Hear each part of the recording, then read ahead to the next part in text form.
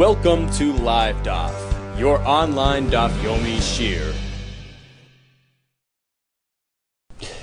Shalom Aleichem, and welcome back to today's DAF Hayami Bava Metzia Pei Zayin. We are holding two lines off the top of the Amud. Ksiv ve'ekcha pas lechem. So back to Avram Avinu and the three Malachim that came to visit him. He offered them some bread. Right? He says, ve'ekcha pas lechem, I'll get some bread. But then he got way more than just bread. A gourmet meal. Ksiv ve'la bakar, ratz Avram. So what happened? Amar Rabbi Lazar Mikan. This teaches us, Shatzadikim, righteous people, say very little and do very much. Emrim ma'at. So he started to say, just a minor offer. Here, come, sit down, I'll give you something. Va'osim harbe, but they actually execute in a greater fashion than their initial talk. You know, the Mefarshim explain, I think it's the Maharal, you know, either you talk a lot or you say a lot, right? You have just a certain amount of energy. So if you expend it all on just talk, nothing left for doing, tzaddikim go the other way. They minimize talk and maximize actions. As opposed to Rishaim, they're always about speaking and boasting, but in terms of actually doing, it's very little. Like they say, all talk, no action. Rishaim, Aimrim Harbe, Rishaim speak a lot. Right? Va'afilu ma'at einam oisim, but you can't even expect a little anything from them. How do we know that? Minalan me Ephraim. This is from Ephraim, where he made this grandiose promise to Avram Avinu, right? Me'ikar Ksiv, initially when Avram was looking to find a caver for Sari Menu, and he eyed that certain field, the Maras Machpelah field. So Ephraim offered it to him free of charge. Me'ikar Ksiv, initially it says, look, take it for free. Eretz Arba Me'ez Shekel Kesef, look, it's a $400 field, just take it, big deal. And ultimately, did he take payment for it? Big time. Ultimately it says that Vayishma Avram el Ephron. Avram, he understood exactly what Ephron was alluding to when he hinted to the value of the field. He wants full payment. And he gave it to him. Vayishkal Avram le Ephron es ha-kesef asher diber ba'oz nebnei ches. So he handed him all that money that Ephron verbalized, ba'oz nebnei ches. How much was it? Arba me'os shekel kesef, not just plain dollars. This was like super-sized coins, over l'seicher. Right? Something which is accepted everywhere. Rashi says, we're speaking about the l'shalka minei el-kantari. He took from him these kantari coins. Rashi calls it centner. Mea mana. I mean, these things weighed a ton. These huge, super-sized coins. Dika because there's a place to correlate the tikla kantira that they use the word tikla, which is shekel, to describe this huge, super-sized coin kantira. So bottom line, Ephraim had much talk but very little action, as opposed to Avram Avinu, who offered them just, come sit down for l'chaim, and he gave them this gourmet meal. Now, further to the details of Avram Avinu's offering, ksiv kemach or ksiv soilis. Initially, it says that he's going to give kemach. Right? It says he tells Sari Meinu, quickly get the kemach soilis. Right? Ksiv kemach or ksiv soilis. So in the same pasuk, right, we have kemach, which is a lower quality compared to soilis, which is a purer type of flour. So why reference both types? Amar Rabbi Yitzchak, the answer is like this: that Avram Avinu wanted better quality, but Sari Meinu offered the lesser quality, the kemach. Mekan, we learn from here, Sha'isha, a woman, even a great woman like Sari Meinu, it's just part of a woman's nature to be more technical and sort of limited. Sha'isha tzara eineh ba'erchem yesem min ish. Isha sometimes has a tendency to be less generous in terms of offering guests, and that's more than by a man. Ksiv lushivasi ugais. She instructed her to prepare the dough and make the bread. Uksiv, but ultimately, when it came time to serve, So all those items he offered, but what happened to the bread? He didn't offer them the bread. What happened to the bread?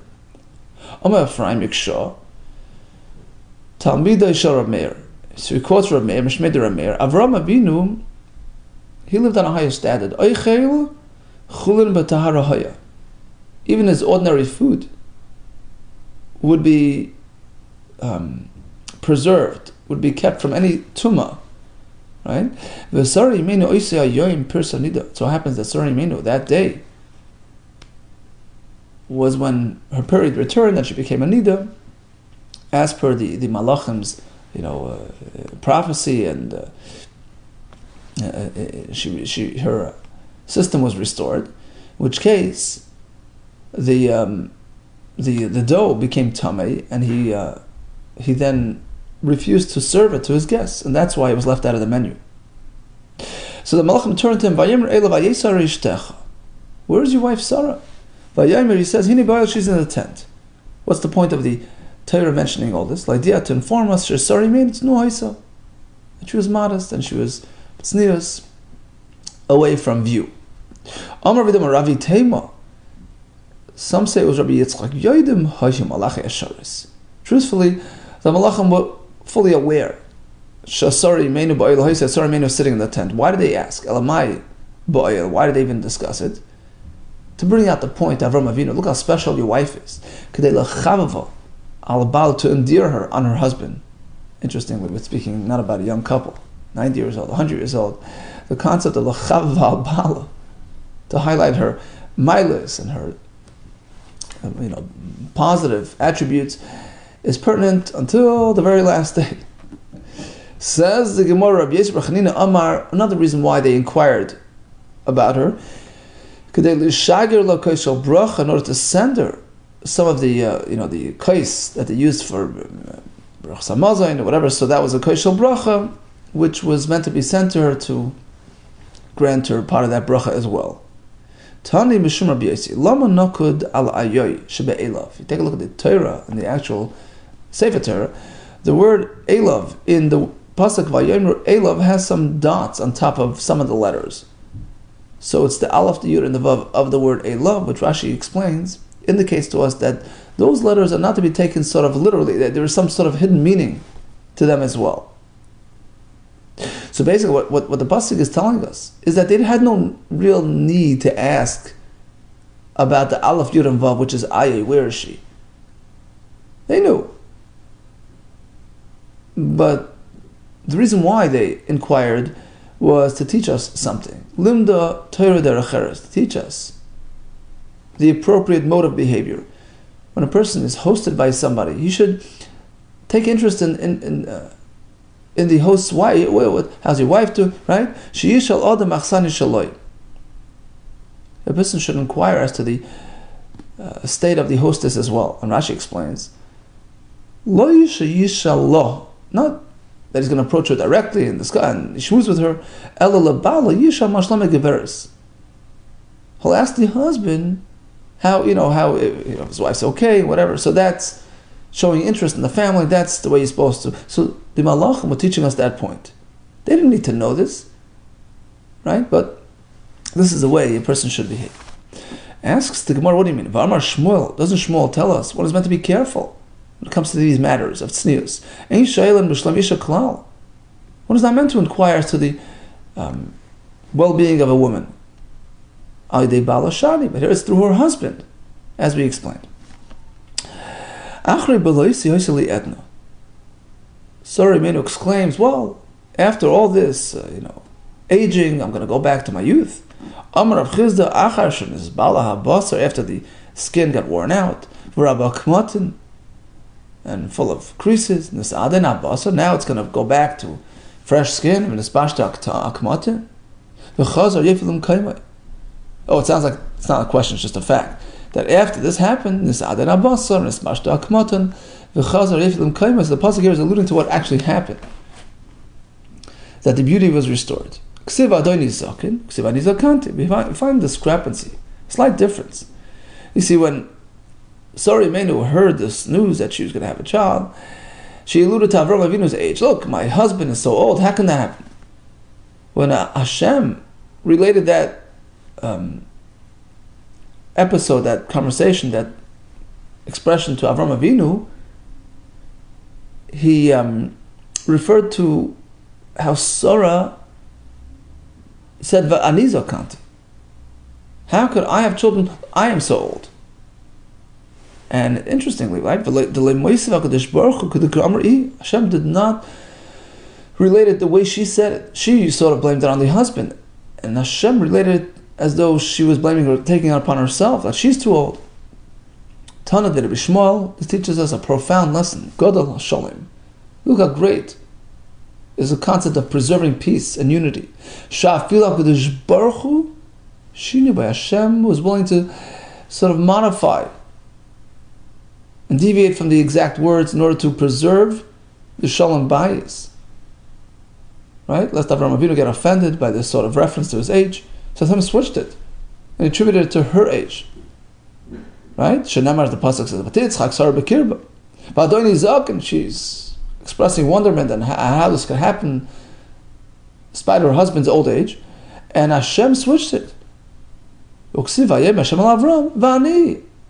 Sorry, man, I'm too old. V'ataymer mi milei l'Avram heinika banim Sarah. How can this be, right? That Sarah Imenu, right? Who's the one that informed Sarah, prophesied that Sarah's informed Abraham Avinu that Sarah will have a child and nurse the child. Which is interesting because it says Lashon Rabim Hinika Banim Sarah Kama Banim Hinika Sarah. How many babies did she nurse? It was only one. Amr Belevi Oisia Yom Shegomal Avram Asitzot B'noi. So happens to be that on that very day that Yitzchak completed his nursing phase in life, which is typically 24 months, right? So at that time, Asa Su'uda Gedoyla. Avraham Avinu made a great Suda to mark that milestone. So everybody, all the nations were sort of making fun. Re'isam Zakin is a Kana. Look, they're pretending that had a child. Look, this old couple, Sheviu Asufim and Ashuk, they've just sort of picked up this abandoned, baby in the street. And they're pretending that it's their child. Not only that, they're making this huge celebration to establish their story, right? Ma'as Avram Avinu. So what did Avram Avinu do to counter that misconception? Halach vezimin. So he went and he sent out invitations to all the greatest of the generation. It's going to be a massive affair. And likewise Sarah invited all their wives. They all came with their babies. So each one brings her child, but not the nursemaid. And they did it purposely to sort of trip Sarah and test her to see if she's able to nurse. Hashem made a miracle. Right? And her dadim, her breast, started spewing forth milk like two well springs of milk. And she was able to nurse everybody. And this sort of laid the matter to rest. Well, people were still questioning. Look, so even if Sarah Imenu, she's merely 90, okay.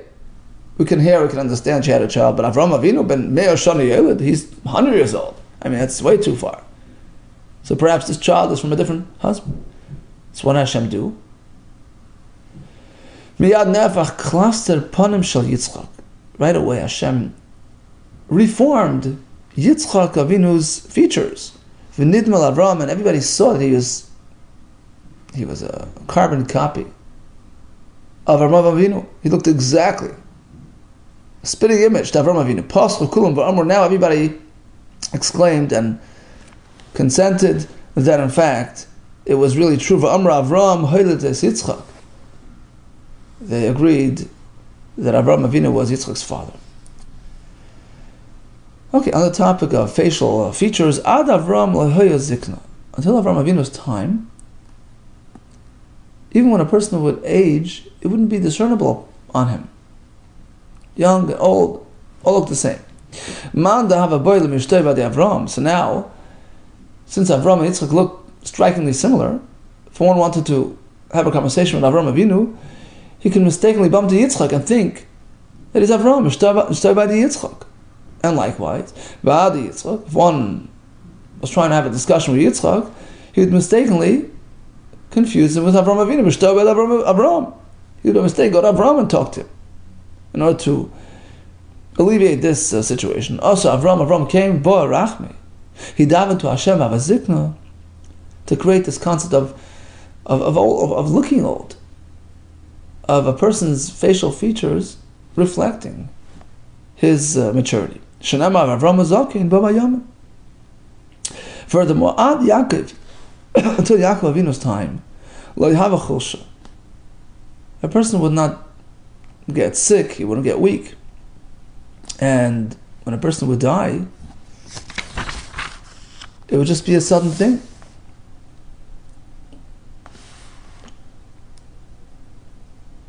Interesting. The Tesis in Bava Basra explains, although there was a concept of sickness, but not prior to death. That's what it means. Person, when it comes time to die, he would just suddenly die without any, pre-warning. Also, Yaakov Vayirachme V'Cholsha. Yaakov Avinu davened to Hashem to introduce this concept of a person deteriorating physically prior to death, so that it enables him to prepare for it and prepare his family. Shnamar Vayemer li Yosef Hine Yavicha Chayla. Yosef was informed of the fact that Yaakov Avinu is getting weaker and it's time to make final arrangements. Furthermore, Ad Asa Elisha lo Yahava Chalish Ve'Isbach. Until Elisha Hanavi's time, there's no concept of recovering from illness, right? Also, Elisha by Rachmi V'Isvach. Elisha davened that in fact a person can recover from illness. Shanamar V'Elisha Chala Es Chalya Asher Yamas Boy. So this was the third time Elisha got sick, and this was the final sickness which brought about his death. Apparently, Mechlal. He had other experiences of sickness from which he healed. In fact, he had shloisha chaloyin, Elisha. 3 times he fell ill for 3 different reasons. One was on account of his rejecting of his assistant Gehazi, who violated several things, and he was cursed by Elisha. And then when he tried to return, he pushed him away, rejected him with both hands, so to speak. He didn't take him back, and that was something which triggered this illness, that Hashem punished Elisha for not allowing him back. The second time was Ve'echad Shegira Dubin B'Tinoikos. He got the wild animal, the bears, after the children who were taunting him when he fixed up the waters of Yericho, which took away the livelihood of the water carriers, as the Psukim explain. So he got upset and he punished them. So on account of that, he was punished as well. Ve'echad shemeis boy, and the final illness which precipitated his death. Shenamar Elisha Chala Es Chalya Asher Yamas Boy. So we have Chala, Chalya Asher Yamas Boy, alluding to 3 experiences of illness. Okay, let's go back to the Mishnah. Allah Achalei Eschil B'Malacha Sei V'Amar Lahem Almanas She'en Lachem Alay Lapas V'Kidnis Belvad. Standard commitment to a worker is to provide him with basic sustenance, bread, and kitnis. How do we read the Mishnah? Pas kitnis tnan. Kitnis is describing what type of bread. So you give them kitnis bread, bean bread. I guess it's a cheaper bread. That's all you have to give them. Pas vikitnis tnan. What does it mean? That you have to give them bread with beans, something to go along with the bread. This is the name of like a shvur, the name of Hashem. You have to add the vav. There are 2 items here: bread and the main dish. Tzricha vav. You have to add the vav. Separate the words. Ki maradio lelabris, and this affords the us proper clarity in the meaning of the Mishnah, like the maradia, like a pole, which is used to guide the ships through the river Labros, which is full of barriers and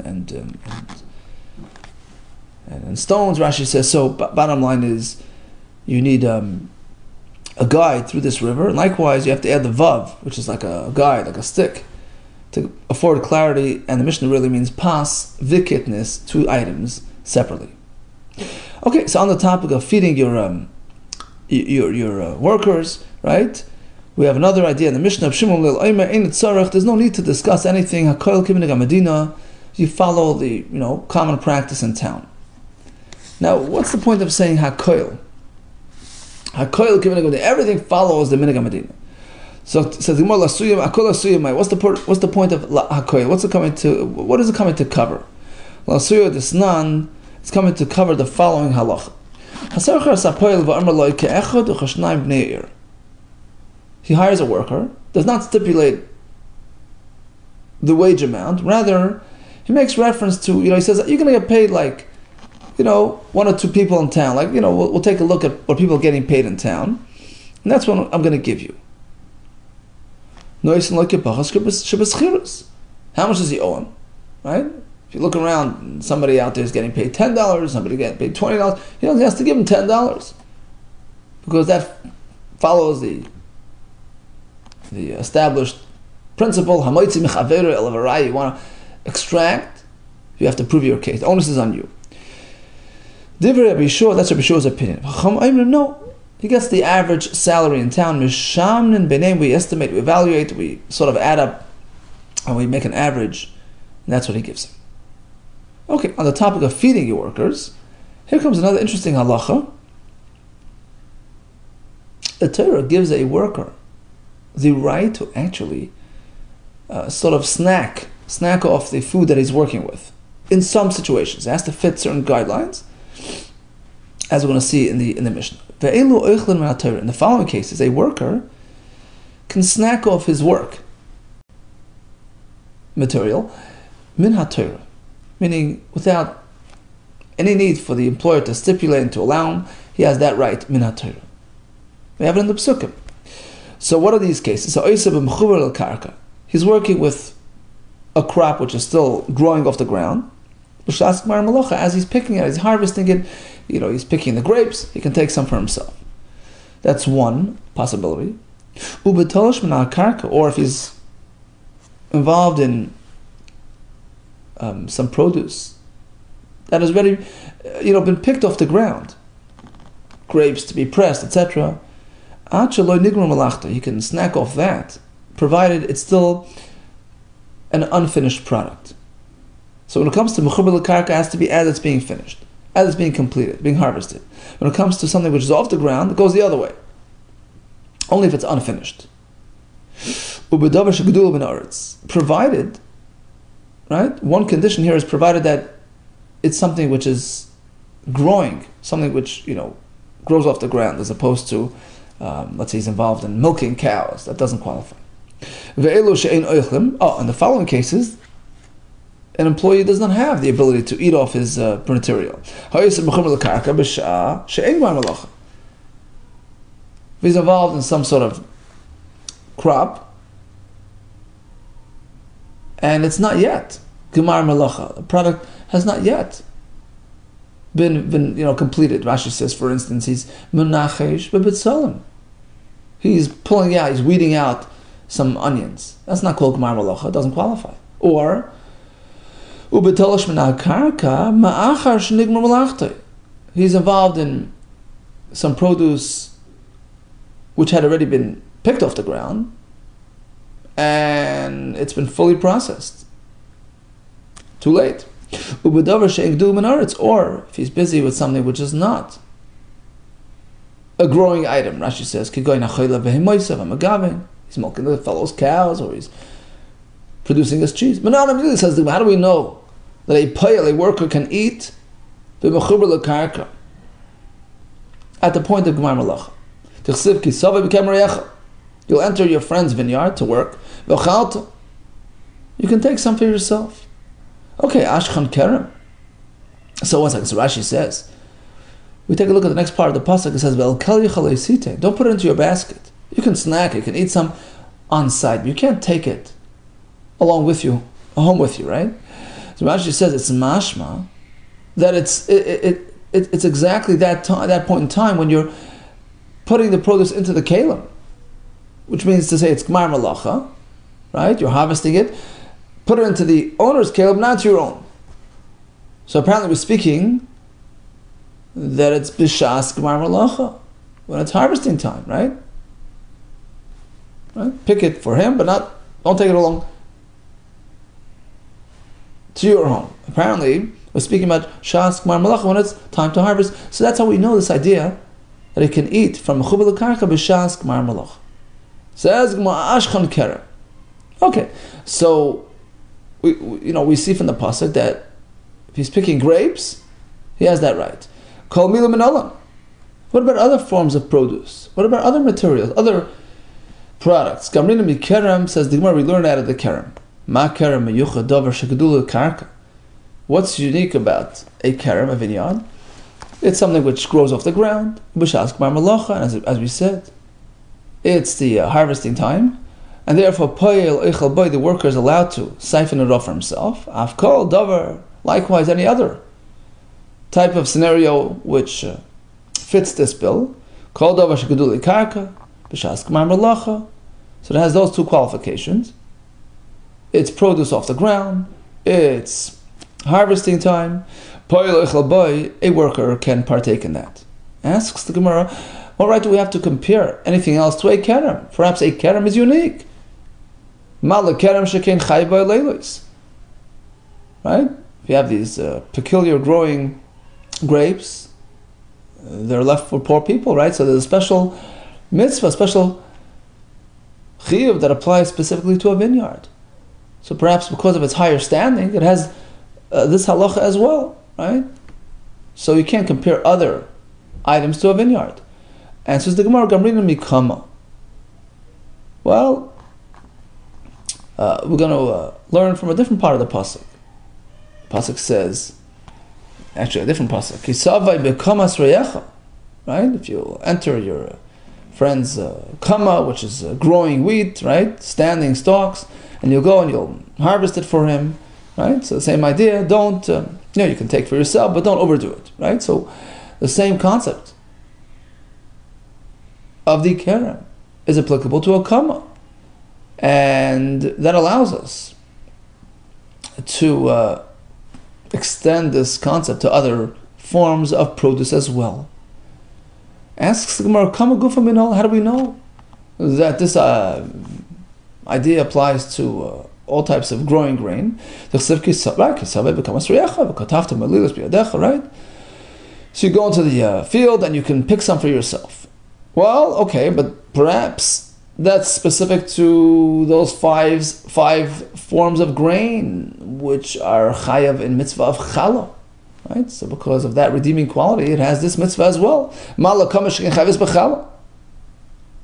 about other types of beans or things that don't qualify? How do we know that a poel can partake in those while he's working? Asks the Gemara, hold it. How do we know that this word "come" on the pasuk is referring to specific material which is chayiv and challah? Perhaps it's going on any type of produce. Says the Gemara. The answer is, so how do we know it's going on just the chameshes mini dogim? Maybe it's going on other types of stalks like beans or whatever. Asya kama. The answer is that we have a gzera shama, because it says the word kama over here. Kisavacha kisavai b'kamas re'echa. There's a pasuk by the Minchas Ha'omer, right? So on Pesach we harvest some barley in order to bring it as a mincha in the Beis Hamikdash. So just as over there, the word kama alludes to material which is chayv and challah, because barley is one of the 5 primary types of grains, right? So perhaps likewise by us, the word kama refers specifically to these grains which are chayv and challah, and therefore ikal mifrach. So that brings us back to our question: how can we extend this to other items as well? Malakama sheken chayvas b'chala. Right. So perhaps only kama, which equals something which is chayv and chala, has this concept. Well, kerem yechiach. Well, we know it's not limited to chala related material. We have the kerem, right? That's pretty clear in the pasuk, even a vineyard. Well, malak kerem sheken chayv ba'ilus. Well, you can't compare. You can't allow kerem to sort of extend it onto all other things because, as we said, kerem has its own advantage. It has the oilus factor, so perhaps it stands higher than other materials. Well, that can't be the reason. Kama sechiach. Let's go back to kama, which doesn't have oilus, right? That's specific to a vineyard. Then we'll go back and forth looking for the reason why, right? The Torah allows a worker to eat. It can't be attributed to this or to that. Right? The reason found in this case is not found in the other case, and the reason found over there. So you can't consider that to be the reason, right? So what's the common denominator? What's common to both kerem and kama? Bottom line, it's produce off the ground. It's the time of harvest, and therefore poil eichel boy, a poil can eat. Av kol davar. Likewise, any other situation which has the same factors, shegedule karka, b'shas k'mar melocha, and therefore poil eichel boy. No, it says the Gemara tzad l'shavash behen, sheken yesh ben tzad mizbeach. You're learning from a kerem and kama, right? Bottom line is, they both have something in common which is not found almost anywhere else. They can be offered to the mizbeach as a korban, right? Grain as part of a mincha, grapes as wine for the nesachim. So at most you can include one more item. V'asanami zayis. Okay, we'll include olives as well because the oil is brought as a mincha, all that, right? This beitzat mizbeach has a mizbeach element to it, but that's it. You're stuck there. Who says we can cover other items as well? So the Gemara now takes a pause. One sec. What did you say? B'tzayis b'ma'atzad asi? You're only including zayis in this umbrella because of the fact that it has that factor of the tzad mizbeach. B'ma'atzad asi? Hu gufei kerem ikri. You don't need that reason. The fact that the pasuk refers to a kerem in this discussion, and guess what? Kerem doesn't just apply to vines; it applies to grapes, to olives as well, right? Hugufei kerem ikri d'chsiv vayivar migodesh vad kama vad kerem zayis. You see, zayis and kerem are synonymous. Homra Papa, no. Kerem zayis ikri, yeah, kerem zayis, that works. But kerem stomala ikri, when it says kerem, just plain kerem in the Torah, it's a reference to grapes and not olives. Okay, bottom line is mikol makom kasher. So we've included grapes and olives and grains, but what about apples and oranges? Can a poil have from those? Elamar shmuel amakra. This is the pasuk for everything. V'chermish. Chermish is a sickle, right? So the pasuk makes reference to something which is cut down with a sickle. The rabbis call balei chermish any such material will have this halacha of the poil eating from it. So not just wheat and barley and all that, other things as well. Asks the Gemara, okay, but who says we can use chermish for this purpose?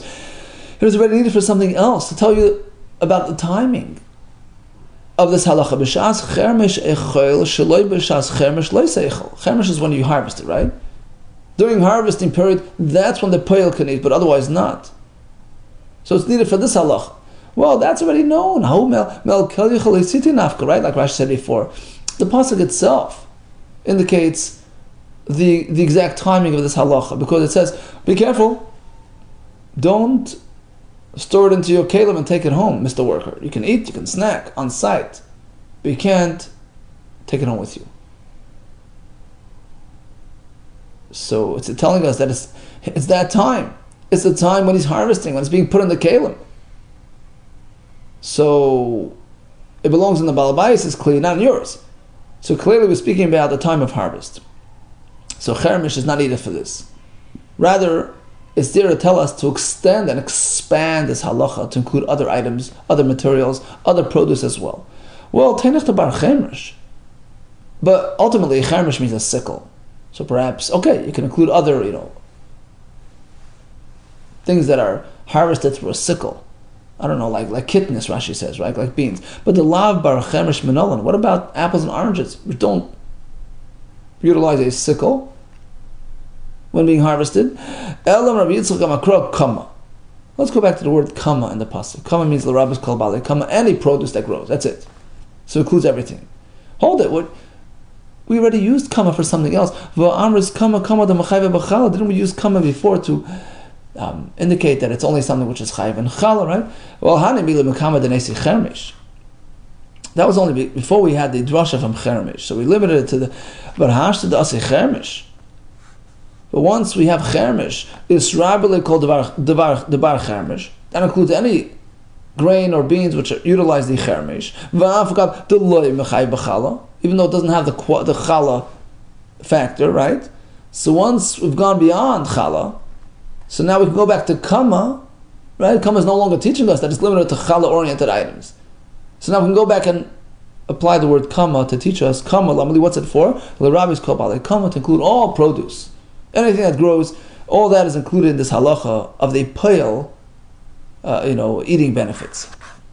Asks the Gemara, so once we have chermish and kama to expand it to all, so why does the pasuk have to allude specifically to vineyards? What's the point? Because in that pasuk we learn many halachas pertaining to this concept. Let's go through the pasuk word by word. It starts with kisavai. When you enter, what does that mean? Nemar kanbia. So over here we have a reference to entering the employer's property. And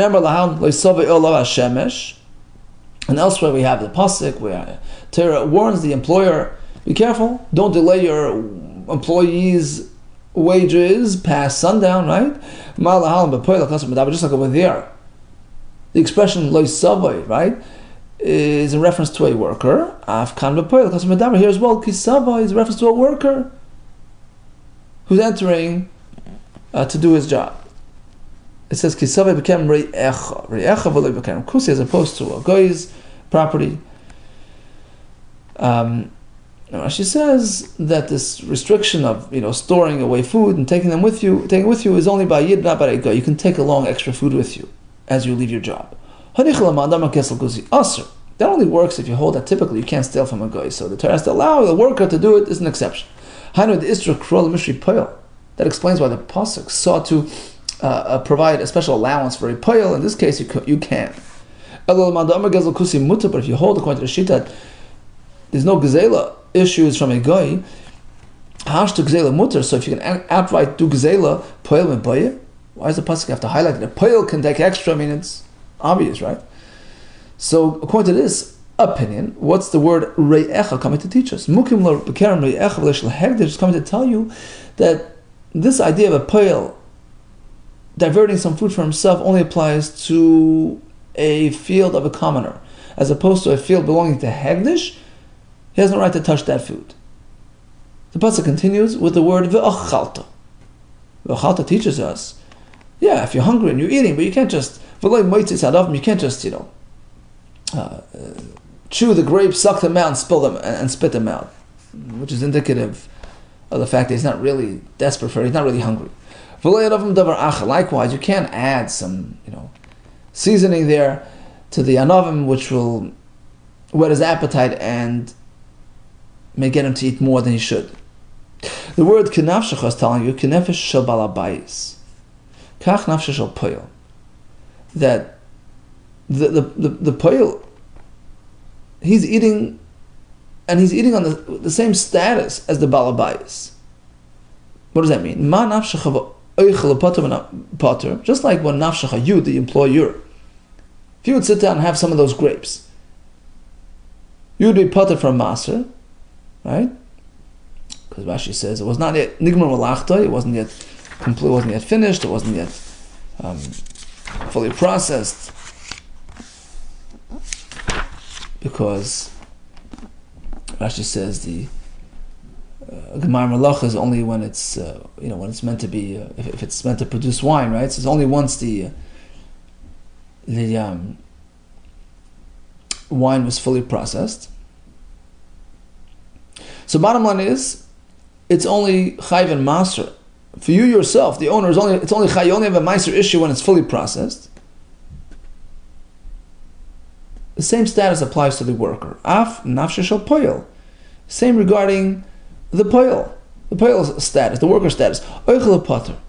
He can snack on this product and be potter from maser. Now, why would you think that a poyel has higher standards than the balabais? So Rashi says like this. We shouldn't be saying he's not just an owner snacking off his unfinished product. He's eating because he's employed. So you would think we treat it like a purchase, right? It's like he bought that material. And what happens when you buy material? Listen to this. Rashi says that when you purchase even an unfinished product, given the zavne actually, once you purchase it, you gave it chashivas. You gave it importance. You attributed importance to the item. The fact is, it's the item of your purchase. It elevates its status and it's considered to a certain extent like a finished product, and it's chayv and maser, as though it was finished, as though it was fully processed. Don't say that by the poil. No, he didn't buy it. I mean, he's working for you. He's snacking off the food. So the pasuk is indicating to us that he has a din of the balabais regarding being exempt from maser at this premature, stage in the processing, process. Furthermore, the pasuk says, "Sav echa." You eat sav echa to satiate yourself. Don't force yourself. Don't stuff yourself. That's unfair. Teaches us when you're holding at the point where you're loading up the owner's containers with this harvested product, so it's the shas k'mar malacha. At that point, you can take some for yourself and eat it on site. But if it's still early in the game, you're not being Gemar Malacha yet. It's still, you're just like Rashi said before, you're weeding. It's not the time. You're not yet filling his containers. At that point, you don't even have a privilege. You can't snack off this food. And this is consistent with what we learned in the Mishnah, that the Poel will only eat b'shas Gemar Malacha. Okay, so we started with the whole episode of Avraham Avinu with the Malachim. We went through pasuk by pasuk, explaining it with all the drushes. Hashem